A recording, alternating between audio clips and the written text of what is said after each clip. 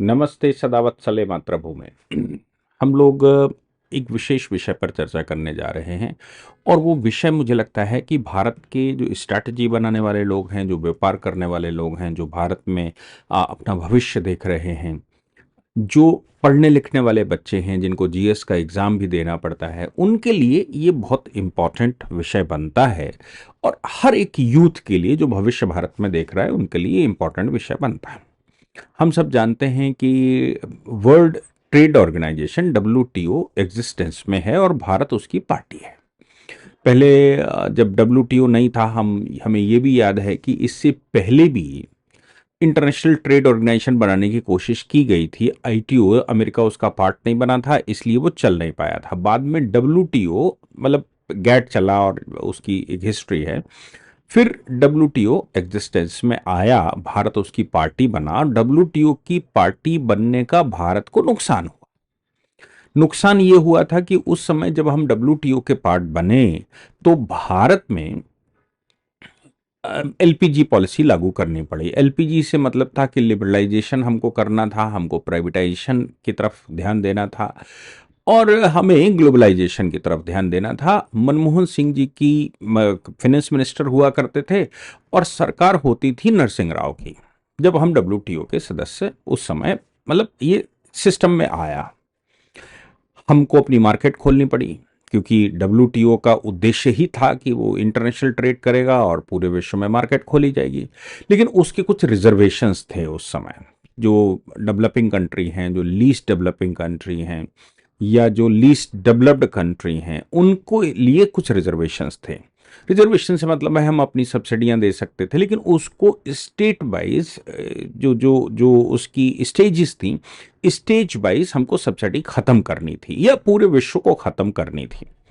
अब भारत मोदी जी के आने के बाद, खासतौर से ये सारी समस्याएं शुरू होती हैं मोदी जी के आने के बाद। हालांकि 1997 में डब्ल्यूटीओ में सबसे पहले हमारी फार्मेसी को लेकर, हमारे एग्रीकल्चर प्रोडक्ट को लेकर कंप्लीट अमेरिका ने की थी।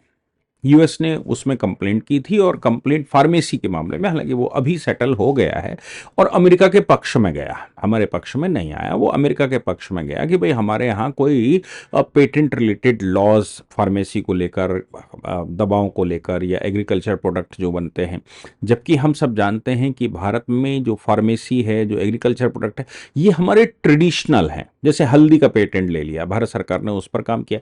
अभी आपने रिसेंटली मोदी जी का एक स्टेटमेंट भी सुना होगा जिसमें उन्होंने कहा कि भाई इन विषयों को लेकर हम संजीदा हैं और डब्ल्यूटीओ में हम लगातार इस पर प्रश्न खड़े करते हैं। पेटेंट लॉस को लेकर पूरे विश्व को हम सवाल खड़े करके और उनसे उसका सलूशन ढूंढते हैं। आप लोग उस पर एफर्ट करिए, उसको निकाल कर रखिए। हमारे टेक्स्ट होने चाहिए, हमारे पास उसका लिटरेचर होना चाहिए, इतिहास होना चाहिए, तब हम उनको बता सकते हैं कि भाई ये जो मेडिसिन का है, ये तो हमारी ट्रेडिशनल मेडिसिन है और इस पर पेटेंट वगैरह के कानूनों को लेकर तमाम तरह की बातें हम कर सकते हैं। अभी फिलहाल भारत में फार्मेसी को लेकर या मेडिसिन को लेकर या देसी मेडिसिन को लेकर, आयुर्वेद को लेकर, ये वो सब हमारे पास कानून है और ये अभी हमारे पक्ष में है। भले ही वो फार्मेसी वाला पोर्शन उनके पक्ष में चला गया हो अंग्रेजी दवाओं को लेकर, लेकिन बाकी सब हमारे पक्ष में है। और हम सब जानते भी हैं कि हमने डब्ल्यूएचओ के मदद से गुजरात में उसका सेंटर बनाया ट्रेडिशनल मेडिसिन का, और उस पर हम विश्व जैसी पेटेंट लॉस जैसा मांगते हैं वैसे ही रिसर्चें करके देने वाले हैं। तो आयुर्वेद भारत का भविष्य नहीं, पूरे विश्व का भविष्य है और भारत उसमें प्रिवेल करेगा जिस दिन वो डब्ल्यूएचओ ने उसकी रिसर्चों को लेकर उस पर डॉक्यूमेंट्री या उसका उसका लिटरेचर बनाना शुरू किया या उसका वेरिफिकेशन शुरू किया। लेकिन भारत तो अभी भी 80%, 80% हमारा आयुर्वेद पे ही चलता है। और भारत इसमें इमर्जिंग कंट्री भी है, पूरे विश्व में इकोनॉमी इमर्जिंग है और हम चौथे नंबर की इकोनॉमी विश्व की हैं। हालांकि हम 20% आबादी भी विश्व की हैं।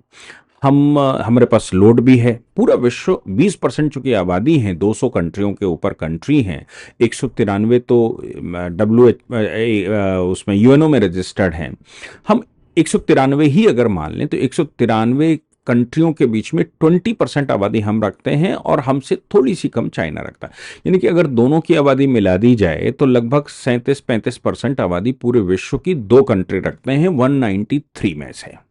तो पूरे विश्व को आगे बढ़ना है। चाइना में शी जिनपिंग बैठे तो उन्होंने वो सारी चीजें की जो चाइना को उठाकर उसने ग्लोबल मार्केट में खड़ा कर दिया।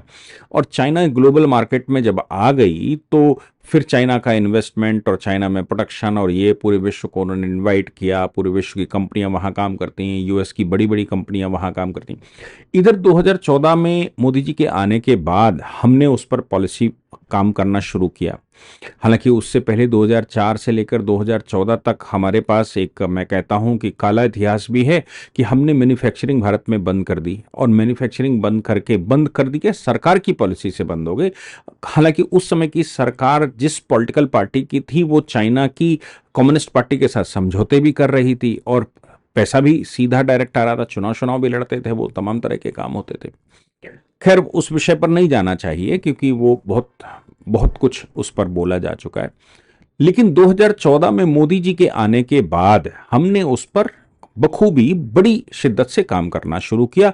और अब जो इन्वेस्टमेंट हम लाए, हमने ease of doing business Bharat में किया, टैक्सेशन रिफॉर्म किए, हमने भारत में इंफ्रास्ट्रक्चर तैयार किया, भारत में स्किल डेवलपमेंट किया, हमने स्किल लेबर तैयार की, हमने वो कोर्सेस भारत में चलाए, एजुकेशनल व्यवस्था बदली। और भारत की जो मूल समस्या है वो थी इंपोर्ट की, क्योंकि हम तेल ऑयल इंपोर्ट करते थे। ऑयल इंपोर्ट में हमारे पास जो एक्सचेंज जो पेमेंट होता था वो बहुत बड़ी रकम हम देते थे, जिसमें हमारे सारे पैसे चले जाते थे।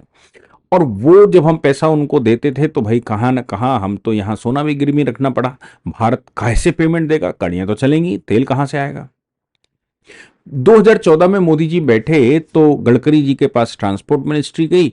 उन्होंने इलेक्ट्रॉनिक व्हीकल पर दांव लगाना शुरू किया। उन्होंने कहा भाई ईवी की मार्केट हम स्टैब्लिश करेंगे। और ईवी की मार्केट स्टैब्लिश कैसे होगी, भारत में तो सब्सिडी की आवश्यकता है। तो ईवी इलेक्ट्रॉनिक व्हीकल के मामले में भारत सरकार ने अपनी पॉलिसी बनाई और टारगेट किया कि टू व्हीलर जो है उस पर सब्सिडी 30,000 रुपए तक दी जाती है। अगर 2 किलोवाट का वो है, 1 किलोवाट पर 15,000 रुपए तक सब्सिडी या 20,000 रुपए तक सब्सिडी होती है। इसके अलावा जो 3 व्हीलर हैं उस पर भी 20-30,000, 40,000, 50,000 रुपए तक की सब्सिडी होती है। 4 व्हीलर पर 1.5 लाख रुपए तक की सब्सिडी होती है। और जो बसें चलती हैं उन बसेस पर 50 लाख रुपए तक की सब्सिडी भारत सरकार देती है। हम इंफ्रास्ट्रक्चर के साथ साथ चार्जिंग सेंटर ये वो सब बना ही रहे हैं। धीरे धीरे करके वो इंफ्रास्ट्रक्चर डेवलप हो रहा है तो हाईवेज पर वो चल रहे हैं। अब वो गाड़ियां चलते पे चार्ज हो जाएं, ऐसी टेक्नोलॉजी आ जाए और वो गाड़ी चार्ज हो जाए, उसका पेमेंट भी अपने आप डिडक्ट हो जाए, वो सब कुछ कर रही है भारत सरकार।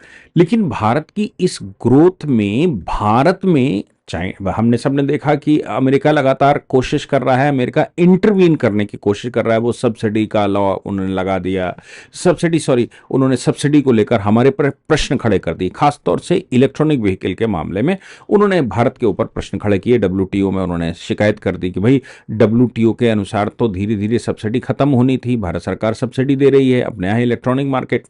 हमारी दो समस्याएं, एक तो ये है कि हम ग्रीन मार्केट बनाना चाहते हैं, भारत में पोल्यूशन को कैसे रोका जाए। तो जब तक वो ईवी नहीं चलेगी, इलेक्ट्रॉनिक पर हम नहीं आएंगे, बैटरी पर हम नहीं आएंगे, तेल पर ही चलते रहेंगे, तो फिर भारत में पोल्यूशन की एक समस्या दिल्ली में अब शुरू हो गया है। दिल्ली में रहना मुश्किल हो जाएगा कुछ दिन बाद।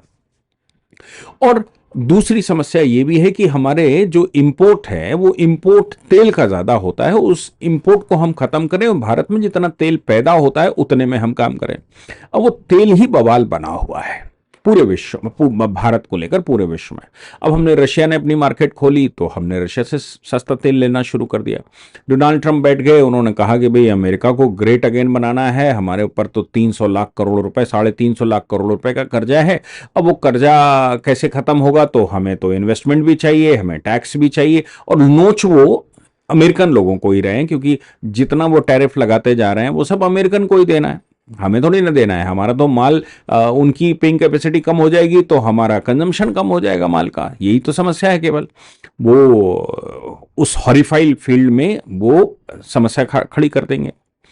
अब सवाल यहां पर यह पैदा होता है कि इलेक्ट्रॉनिक मार्केट को जो इतना बड़ा फंडिंग केंद्र सरकार अलग देती है, राज्य सरकारें अलग देती है।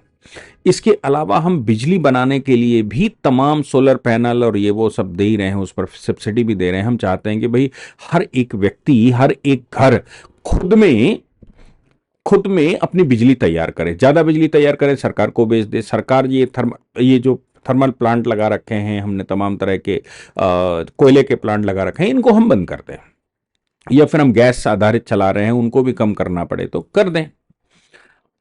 ग्रीन एनर्जी के लिए भारत सरकार पूरी काम कर रही। ग्रीन पटाखे, तब सुप्रीम कोर्ट ने भी आदेश कर दिया कि भाई दिल्ली में ग्रीन पटाखे इस बार छुड़ाए जा सकते हैं 21 तारीख तक, और ग्रीन एनर्जी, ग्रीन पटाखे, हम उस पर सब पर काम कर रहे हैं।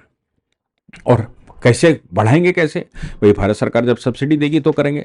चाइना भी हमारी ही मार्केट देखता है, अमेरिका भी हमारी ही मार्केट देखता है, सबको हमारी मार्केट दिख रही है। और पिछली सरकारों ने मार्केट खोल कर भी रखी थी, 1994 से मार्केट खोल कर रखी थी। भारत में जो आए कमाए और ले जाए और भारत को बेकार कर दे। ये तो अंग्रेजों ने भी यही किया था कि वो केवल वेल्थ यहां से ड्रेन हो रही थी। वेल्थ ड्रेन से मतलब है कि यहां हमारा कच्चा माल ले जाना, फिर तैयार करना, फिर भारत में बेचना, और हमारे यहाँ के पूरे सोशल स्ट्रक्चर को खत्म कर दिया गया। जो जाति व्यवस्था के आधार पर पूरी इकोनॉमी या बिजनेस चला करता था, वो कोई भारत में जाति व्यवस्था नहीं थी। जाति व्यवस्था तो अब उसको नाम दिया गया, अंग्रेजों के आने से पहले वो एक बिजनेस मॉडल था। वो बिजनेस मॉडल को फिर उन्होंने जब उसको खत्म किया और कंपनी और पावर हाउस लगाए, पावर हाउस मतलब इकोनॉमिक पावर हाउसेस बनाए, और खुद को वहां सेंट्रल में बैठा, फिर हमारे लोगों को नौकरी करने के लिए बुला लिया, और हमारे लोगों के बीच में धीरे धीरे करके लिटरेचर चेंज करते हुए हमारी जातियों को आपस में लड़ाने की व्यवस्था कर दी। ये हमारा इकोनॉमिक मॉडल बस्ट हुआ। हमारा सोशल इकोनॉमी मॉडल, जिसको सोशो इकोनॉमी मॉडल कहा जाता था, वो हमारा उन्होंने भंग कर दिया और बेमनस्ता पैदा कर दी, जो आज हमारे लिए समस्या खड़ी हुई है। हम अंग्रेजों के जाने के बाद भी उसको ठीक नहीं किया। जो सरकारें बैठी उन्होंने भी उसी पर काम किया, और अब जो सरकार बैठी हुई है वो उसकी मजबूरी है कि वो उसी रास्ते पर चल रही है। जाति स्ट्रक्चर, क्योंकि जाति अब इकोनॉमी नहीं रही, जाति तो अब जैसे मैं कहूं क्षत्रिय है, उसका काम सेना में भर्ती होना, उसका काम भारत की सुरक्षा को ध्यान में रखते हुए काम करना, ये क्षत्रिय का काम। ब्राह्मण है, वो अध्ययन अध्यापन करेगा और वो केवल रिसर्चें करेगा, वो केवल भविष्य लिखे पॉलिसी बनाएगा, इस पर उसका काम था। बाकी बचता है वैश्य वर्ग। वो वैश्यों में बहुत सारी जातियां, उनके हर जाति का अपना काम, जैसे कुम्हार का है, लोहार का है, सुनार का है, सबके अपने अपने काम। उन काम के आधार पर उसकी जाति विग्रह शब्द इस्तेमाल किया गया है न्याय दर्शन में, और वो कहा गया है कि भाई जो एक पार्टिकुलर सब्जेक्ट है, उस पार्टिकुलर सब्जेक्ट को करने वाले लोग उस जाति से संबद्ध कहे गए। जाति कोई व्यक्ति को नहीं कहा गया, जाति प्रोडक्ट को कहा गया कि भाई ये इसकी जाति, उस प्रोडक्ट को बनाने वाले की जाति वहां से वो हुई, तो वो कास्ट कह दिया। आप वैसे भी कहते हैं कास्टिंग कर दीजिए, इसकी कास्टिंग मतलब इसको बना दीजिए, ऐसा शब्द इस्तेमाल होता है। अंग्रेजी का शब्द है कास्टिंग, उसी से निकली कास्ट। जो उस चीज को, उस प्रोडक्ट की कास्टिंग करता है, उस समुदाय को, उस जाति, उस कास्ट का कहा गया। ये सब भारत में किया गया। खैर वो विषय अपना नहीं था, लेकिन ये भारत के इकोनॉमिक मॉडल का डिस्ट्रक्चर कर दिया। स्वतंत्रता के बाद भी हमने उसको सही नहीं किया, रिवर्स नहीं किया। हमने अपना economic model, Hindu economic model जिसको कहा जा सकता था, उसको रीस्टैब्लिश नहीं किया, और डिवाइड एंड रूल की पॉलिसी ही, जो नई सरकार बैठी उसने अंग्रेजी पॉलिसी को ही आगे बढ़ाया, और आगे बढ़ाते बढ़ाते यहां तक लाकर खड़ा कर दिया। तो आज की सरकार उसको खत्म करना चाहती है, तो तभी कर सकती है जब बिजनेस इकोनॉमिक मॉडल भारत में तैयार हो जाए, फिर उसको वापसी लाया जा सकता। अदरवाइज बिजनेस, या मैं कहूं व्यापार या इकोनॉमी बनाम जाति, तो कैसे जीतेंगे? वो इकोनॉमी के लिए ही जाति ये लड़ाई गई थी, इकोनॉमी ही जाति को सही करेगी, ऐसा मैं मानता हूं कि आज की केंद्र की सरकार का फॉर्मूला है।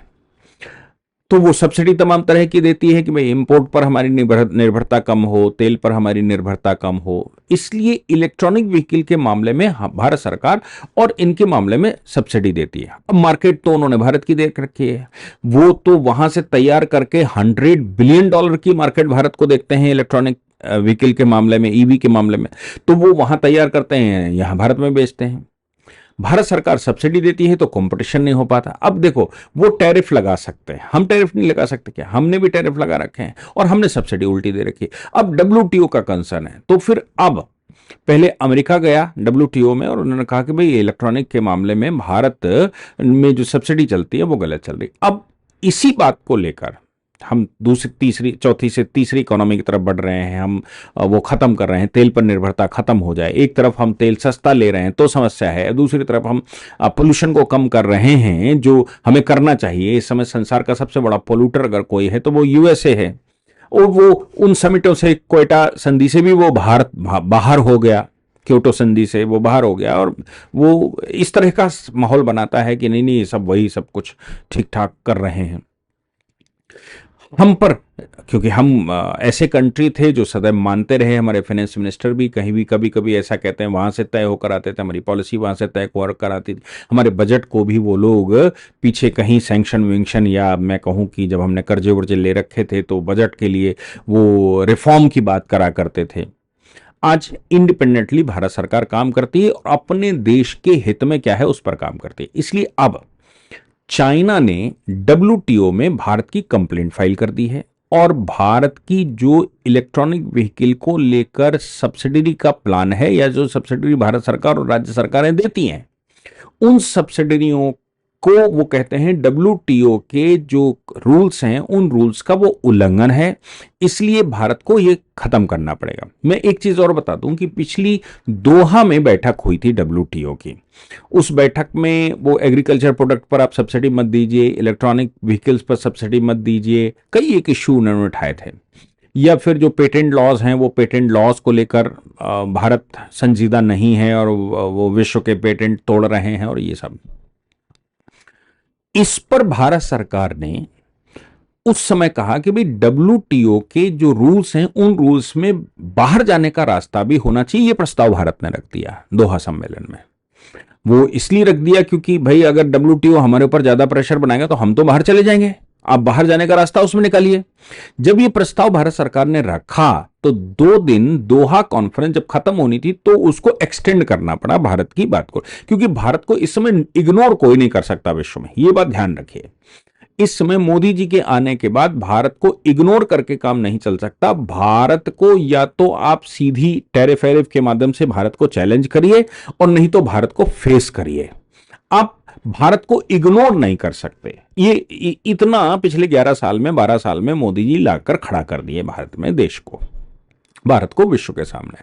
तो अब वो डब्ल्यूटीओ के पास गए हैं और डब्ल्यूटीओ से वो ये रिक्वेस्ट कर रहे हैं अमेरिका की तरह कि भाई भारत की सब्सिडी प्लान इसको खत्म किया जाए ताकि हम भारत की इलेक्ट्रॉनिक की जो मार्केट है उसमें सही से एंट्री मार सकें। दूसरा, कई कंट्रियों ने अपने यहां टैरिफ बढ़ा दिए तो चाइना के लिए वो समस्या भी है। अच्छा, टैरिफ वाला मामला डब्ल्यूटीओ के पास ही जाता है, अमेरिका कह रहा है कि नहीं डब्ल्यूटीओ का ये वो। तो आपको जब मैंने कहा कि दोहा सम्मेलन में भारत ने कहा बाहर निकलने का रास्ता भी इसमें होना चाहिए, इसके प्रावधान रखे जाएं, 2 दिन एक्सटेंड हुआ, उसके बाद सबको समझ में आ गया भारत अगर डब्ल्यूटीओ से बाहर चला गया तो भारत ही संसार की मार्केट है जो अभी तक नोचते हैं, अब मोदी जी नोचने नहीं दे रहे। तो जैसे भी कर सकते हैं, अगर डब्ल्यूटीओ से बाहर ही चला गया तो सब काम खत्म हो जाएगा। अच्छा, हमारी खास बात यह है कि हमारे पास सभी प्रकार की इकोनॉमी, सभी प्रकार की जलवायु, सभी प्रकार के प्रोडक्ट, सब कुछ भारत में मिलता है। कुछ चीजों को छोड़ दे, तेल की बात समस्या है, उसको भी हम जट्रोफा और गन्ने का जूस और इससे हम तेल बनाने की कोशिश कर रहे हैं, चलाने की कोशिश कर रहे हैं। इलेक्ट्रॉनिक मार्केट में तो हम सब्सिडी देकर उसको बैलेंस कर रहे हैं ताकि भारत को हम फिर से ग्रेट बना सके। सीधी सी बात है, भारत को गुप्त काल के समय पर, जिस समय भारत की इकोनॉमी पूरे विश्व की 60% से 80% हुआ करती थी, उतनी इकोनॉमी पर हम ले जाकर खड़ा कर सके। हमारे पास मार्केट भी है, हमारे पास सस्ती लेबर भी है, हमारे पास स्थान भी है, हमारे पास जलवायु भी है, हमारे पास समुद्र भी है, हमारे पास पहाड़ भी है, हमारे पास नदियां भी हैं और हमारे पास पोखर और हमारे पास जंगल भी है, हमारे पास डेजर्ट भी है। जो चाहिए वो सब कुछ भारत में है, कुछ चीजों को छोड़कर। तो मैं समझता हूं कि यूएसए के बाद चाइना वहां पहुंचा है। अब वो कंप्लेंट उन्होंने फाइल की है, भारत सरकार ने उस पर कहा है कि भाई उनकी कंप्लेंट को हम ऑब्जर्व कर रहे हैं कि हमने कौन सा उल्लंघन किया है और क्या उसके रीजनेबल रिप्लाई हो सकते हैं। क्योंकि कल ही कंप्लेंट फाइल हुई है तो भारत सरकार ने उस पर एक बड़ा सदा हुआ स्टेटमेंट दिया कि भाई हम उनकी कंप्लेंट पर विचार करेंगे कि आखिर क्या गड़बड़ हो रही है और फिर हम उसका रिप्लाई वहां पर काउंटर फाइल करेंगे। उसके बाद फिर उस विषय पर आगे बढ़ा जाएगा। मैं समझता हूं कि पूरे विश्व को जब आप बढ़ते हैं जब आप कमजोर होते हैं तो लोग आपके ऊपर दौड़ते हैं, और जब आप बहुत बढ़ते हैं, जब बड़ी तेजी से बढ़ रहे होते हैं, तो टांग खींचने वाले भी बहुत सारे कंट्री होते ही हैं। वही भारत के साथ इस समय हो रहा है। क्या होगा इस पर फिर से हम लोग बात करेंगे जिस समय कोई कुछ डिसीजन आएगा या कोई आगे अपडेट आएगी। जय हिंद, जय भारत, वंदे मातरम।